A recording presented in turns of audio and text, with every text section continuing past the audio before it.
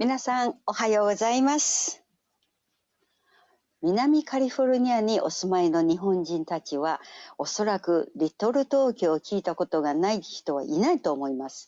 そのリトル東京、そしてその隣接する町、ボイルハイツ、いろいろ日本人、日系人との関連、歴史、文化みたいなものがたくさんあることは、たくさん皆さんご存知ないんじゃないかと思いましてですね、今日はですね、岡村さん、マイク岡村さんという方もうずっと長年その歴史を研究して、本もまとめておられる方が岡村さんなんですけれども、その岡村さんに、お話を伺いたいと思います。岡村さん、Nice to meet you. Hi, Mayumi-san. Good to see you, and good to see everyone out there too. Okamura-san, I like your background. It's so fancy and so にぎやか. I love it. にぎやか Yes, ですか? にぎやかです. What is that? Well, you know, Mayumi-san, right behind me is a calendar, 2021, and the orange one is also a calendar. Both of them are gifts from Japan.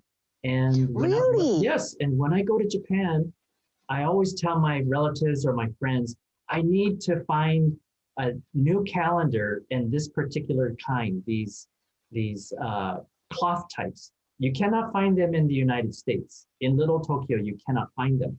So I'm always presented with these calendars almost every year, and I hang them up. But behind me is this, you can see it's a bag. Yeah, I was going to ask you what that is. It's a handbag, and the design, you can kind of see it, but it's a very unique design. It's the brand for Little Tokyo Historical Society, Little Tokyo Rekishi Kyokai, and it says the image is of a samurai or kabuki, but it's just an image of the face. But to the upper corner, there's another small design, and it's in Little Tokyo, 有名な櫓というものでしょ? The very famous Yagura on First Street. And then there's also a small image of the Los Angeles City Hall. So we're the Little Tokyo Historical Society is the only one that has this design, and it's on our bag as well as our t-shirts too. And we have a happy coat. So in other words, that design is not only Little Tokyo, but the surrounding cities or town or street or even including Los Angeles. Correct. You know, because if you're on First Street, if you're looking west towards the City Hall, right? If you can imagine that scene, that same scene has been around since 1923 when LA City Hall was constructed. So when I look at all these old images, these old photos of Little Tokyo, wherever, regardless of if it's on First Street or the Onizuka Street, which used to be Weller Street, you always see LA City Hall in the background. Yes. Yeah, so it's such an iconic structure, and also so it's a brand and so beloved by the city of Los Angeles. And you know what, Mayumi-san? When I'm in Tokyo, when I go by the Kokkai Gijido, the Diet Building, the top of the Kokkai Gijido, and the City Hall are very similar. That pointed top, right? Yeah, the LA City Hall is much taller, of course, but it's just so coincidental that they have the same triangle top. 1923. Oh, 1923, yes. But still, gee, almost 1 century ago. Yes, and that's, the 1920s, Little Tokyo, we say that from the 1920s into the 1930s, it was the golden era of Little Tokyo because there was so much activity. There was much culture, arts, including this is a side story, but including my grandfather, my father's father. He was a well-known haiku poet, and he was Really? published in the Rafu Shimpo. He was published in the various poetry magazines, and he started a poetry club called Agostosha. 作りました。Agostosha Wow. という Hi. club. And now, ironically, his poems, along with many other Issei poets Mm-hmm. who were part of Agostosha, their Mhm. poems are being translated and published in English now. Oh. So, in fact, at the Japanese American Cultural and Community Center, Michibei Bunka Kaikan, Mhm. they have a new exhibition called Torch, 1932 Los Angeles Olympics, something like that. But the photographs were taken by Toyo Miyatake-san. Yes. Mhm. And these are the photographs of the Japanese team that participated in the 1932 Los Angeles Olympics, because he was hired by Asahi Shimbun in Japan to focus on the Japanese team. So these photographs in the exhibition are of the Japanese athletes who came here in 1932. But it also shows there are some photos of Little Tokyo when the athletes came to the neighborhood. All the Isseis and the young Niseis came out to cheer them on and to welcome them to Los Angeles. So it's a really really fun time, to look at the exhibition, but also, coinciding with the 2020 Tokyo Olympics, which is a very strange time for the 2020 Tokyo Olympics. But nonetheless, part of that exhibition is a poetry book. And the title is called Torch. And it was published in 1933, 1 year Wow. after the Olympics. And my grandfather, Toshiyuki Okamura, was a co-editor-in-chief of the poetry book. And I don't know how many pages it is, but it's a thick book.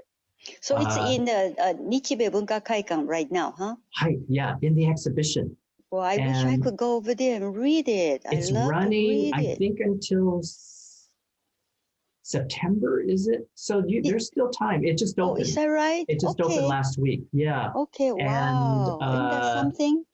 It's just, everything, regardless of what the Olympics are going through now, but 1932, it was a really energetic time for Little Tokyo, as I mentioned, because of so much vibrancy, so much energy. The arts and the culture were just really coming alive. And even it was very difficult, though, correct, for the Isseis. Very difficult times for them. They had hardships, they had discrimination, but they did the best they could. And there were many organizations and clubs for Chado, Sado, Kendo, Aikido, Shodo, everything. So when I think of my grandparents, the Issei generation, I just think of them as old people, right? But they were young. They were very young when they arrived in the America. Like my grandfather, he came he arrived in California in 1916, and his wife, my grandmother, 1912. Wow. And then on my mother's side, my great-grandparents, Hioji-san or Hioja-ba-san, they came in 1903 and 1906. Oh my goodness. So again, they had, for many reasons, they left Japan, but they tried to start a new life, even though it was very, very difficult. And of course, World War II made it even more difficult. But after the war, they built up their lives and everything, for the children. That's why I'm able to do the things. I can enjoy life without many hardships or difficulties. Yeah. It's a very, very touching story, and it's very important for young people like our kids to understand, to know how the history was and how the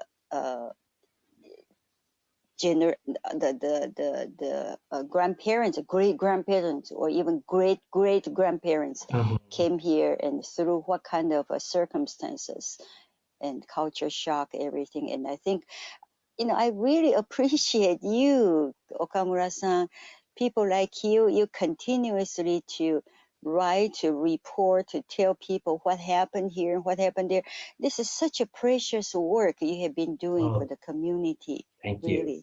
Thank you. Well, Mayumi-san, I have to tell you, when I was younger, I didn't have these type of interest in the Nikkei. I know, isn't that true? Shanghai. Yeah, it wasn't until really when I was in college, and I was local. I went to USC, and I became involved in the Asian American organizations. Oh, I see. And then my profession is a banker. And you are a banker. Right, I'm a banker, right? And people don't think I'm a banker. They think I work you don't look like a banker. Right? They think I work in Little Tokyo, but I don't. I've never worked in Little Tokyo, except for a very brief time. Oh, when I was going to USC, I started my banking career, part-time job, at an old, it's long gone, but a small savings and loan called Merit Savings. Yes, I remember that. Yes. Oh, okay. So that's where I was working part-time. And then I decided, for various reasons, I wanted to study in Japan. So this is many, many years ago. So I was accepted to Waseda Daigaku, Kosai Gakubu. And that was many years ago. But I was very majime. Everyone says, "You're so serious. Why do you study so hard the Japanese language? Why do you want to study the language so much?" And the reason is because I wanted to begin my career, my professional career in Tokyo. And that's what happened. So I studied very hard at Waseda Daigaku, and I did well. And then my career started. I got a job as a foreign exchange broker. So in 日本語で外国為替仲買人。はい、はい。外為。外為。So 外為、yes. So I did that, and then I came home, total 3 years. But from that point on, my banking career was the same. I did currency, and now I'm doing something different. But I see. I've always had a very deep connection to Japan, much later in life, not when I was younger, because I'm Yonsei. I understand. Right. Okay, Mike-san, after commercial, I would like to ask you, when you first time step into Tokyo or Japan, what was your first impression? Okay. Yeah, after commercial, please tell us some more. Thank you very much. Okamura-san, while you went to Japan, that was almost a long time ago, I believe, first time. Yes. And those days, it's not like today. You have YouTube, you have video, you have TV, you have anything tell you everything about the Japan. For you, is that a kind of big difference from your imagination and the reality? When I went there, it was not. I went to Japan before Waseda. And it was on a vacation for 3 weeks. And I went with friends. And they were part of the Nisei Week court, the princesses, a couple of them. And they were already in Nagoya, and then they moved to Tokyo. So, and I had friends in Tokyo who were at Waseda studying. But the first thing I noticed when I arrived I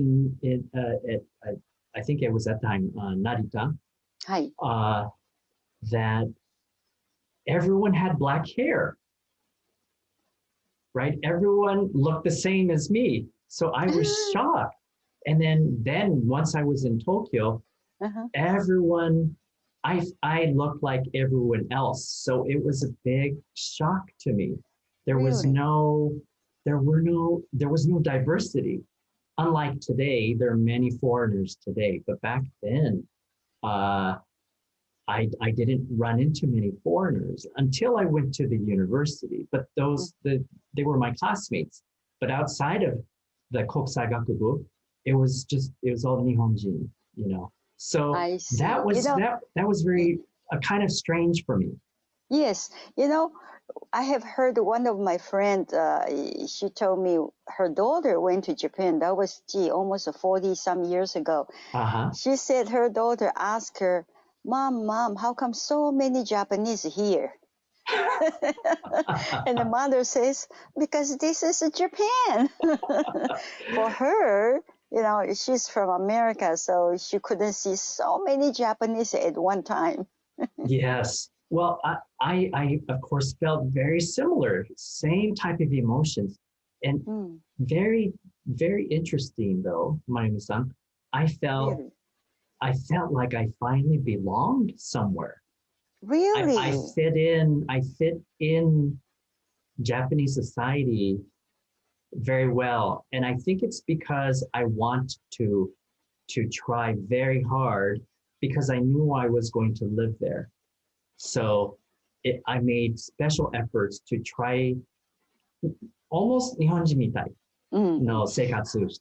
Yes, I think Mike-san, one thing is maybe basically you're Japanese, and from the story you just told me, your great-grandparents from your mother's side, your grandparents from your father's side, everybody is, of course, from Japan and continues as a Japanese, although in America, but the family value for everybody is still hold that value of Japan and the Japanese characteristic. I think you're absolutely correct. In my case, I think I'm a bit unusual because I'm Yonsei, and I'm an older Yonsei. The Yonseis I know now, they're in maybe their 20s or 30s.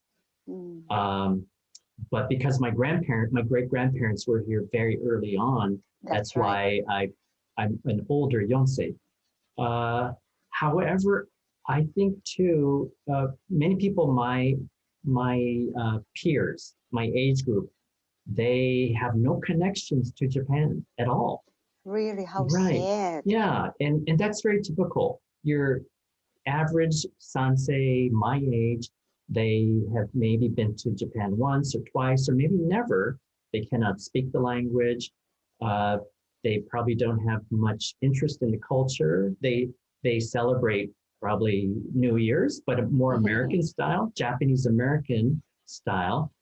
But in my case, I think even when I'm in Little Tokyo, I always think that when I'm walking down First Street, that I'm following in the footsteps of my grandparents. Oh because my God. my father's parents, the Okamura side, they had a business in pre-war Little Tokyo. Really? It's on Iso Street. Before the name changed, it was North San Pedro Street. Yes. So their business was across the street where Parker Center is. Now it's Toriumi Plaza. But they owned a business called Toyo Florist and Nursery. So I heard about Toyo Hana Kiri something, but Engaged or something. something like that. Yeah, right. It was 113 North San Pedro Street. Oh, look and I've at seen that, photos. I've seen photos of them in front of their business, and to the rear of the building, there was a nice Japanese garden that my father and his younger brother used to play in.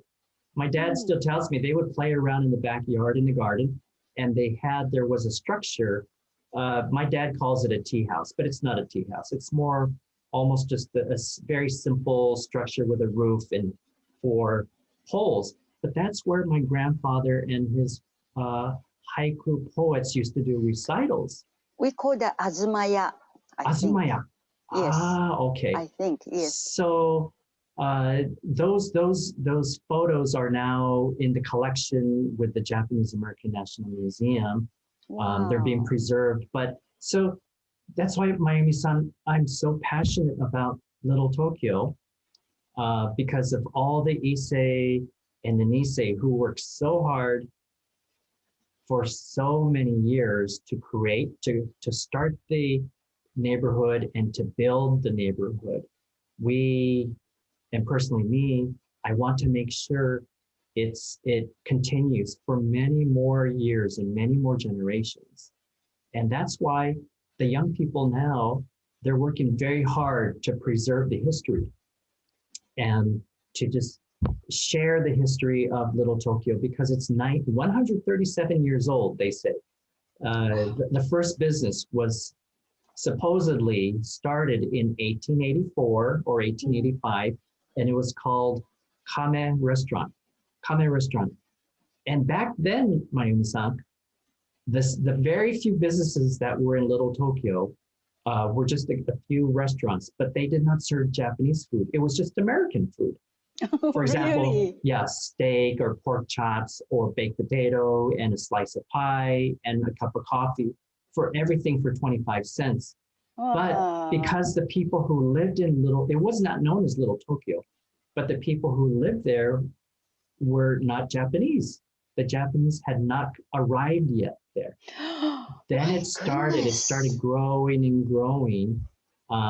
So by the 1920s, the neighborhood was filled with Nihonjin, Issei, and then the young Niseis were starting to be born.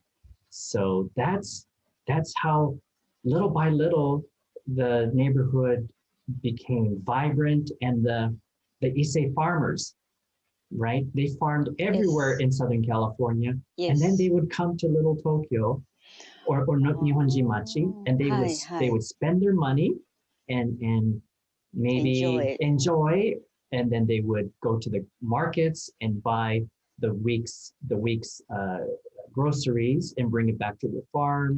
Otsukemono, something like that. Or even okome, they would buy rice, or they would buy miso. Yeah, everything that they could only buy in Little Tokyo.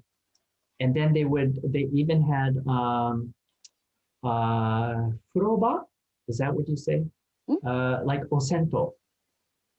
They would have public baths. Little Tokyo had many public baths. Sento, yes. Osento. Arimashita. Public bath, yes. Yes. But also Little Tokyo had kind of vices too, right? In the early part of the 20th century, there was gambling. There was prohibition. So part of the Constitution, one of the amendments was alcohol was prohibited. Yes. Right. So there was a club in Little Tokyo on Jackson Street. Jackson Street does not exist anymore, but there was a club called the Tokyo Club in Yamato Hall. And there used to be I understand, some very almost shady business going on there. They would have things that, the average person would not even know was happening over there. And they would have men who were lookouts. If someone's coming, they would yell, "Someone's coming," or the police were coming. So it was a very interesting and unique times, and these were young Issei people, really very young, 20s and 30s, year-old people. Yeah, from hearing your story, Mike, I feel I'm watching movie. Black and white movie. Yeah, you're right. And that's how I feel that, the Isseis, without the Isseis, we would not have Little Tokyo. That's true. That's what Okamura-san, I always tell those Japanese newcomers from Japan. I said, you guys, well, I shouldn't say you guys, I say you people come here comfortably, go to sushi restaurant, go to whatever that you name it. Yes. Just like you live in Japan. Yes. But have you ever thought that more than 100 years ago, part of your ancestor came here, suffered so much to create this for you people to come here comfortably, to live here. I always tell them that. And then I always also tell them, go to Little Tokyo, go to Japanese National Museum and find out what happened to Japanese American. And Okamura-san, I really love your story. You know, I just felt I got to go to Little Tokyo again. It's such a wonderful story you try to tell us. And you know, too bad this week time's up and we have to finish here. And however, next week I would like to ask you to continue to tell us about your plan. But since you told us the history, the pastime of Little Tokyo, now I would like to hear your plan for the future of the Little Tokyo or whatever you are doing there. So anyway, thank you so much, Mike. You're this welcome, week. Mayumi-san. Looking Thank you forward so to much. talk to you next week. Thank you for having me. ありがとうございました。ありがとうございました。